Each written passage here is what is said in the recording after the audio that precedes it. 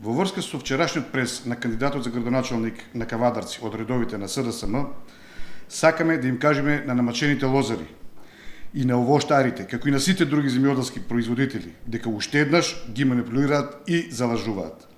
Имено во недостиг на проекти си препишуваат проекти кои се веќе отпочнати и се реализираат преку ИПАР програмата која што беше предвидена за 2014-2020 година, а истите проекти продолжуваат преку оваа програма од 2021 до 2027 година, каде се реализираат преку Агенцијата за финансиска поддршка во земјоделството и руралниот развој.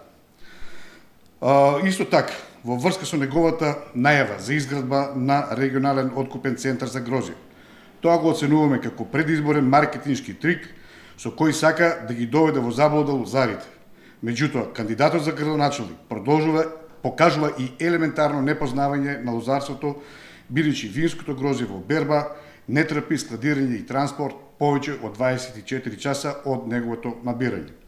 Сакаме да го информираме кандидатот за градоначалник на СДСМ дека во тек е реализација на таков проект од страна на приватна компанија во Кавадарци, со која ќе се опфатат сите трпезни сорти на грозје во овој регионален откупен центар, а исто така овој објект ќе биде реализиран многу наскоро и многу набрзо. Жителите на Кавадарци ќе го видат бенефитот од овој реализиран проект.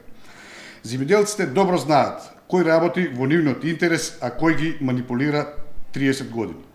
Затоа и на овие избори земјоделците ќе ја дадат поддршката за градоначалникот Митко Јанчев и за советничката листа на ВМРО, ДПМН и Обнова на Македонија, кој овие 4 години неуморно работи за надминување на проблемите на сите земјоделци.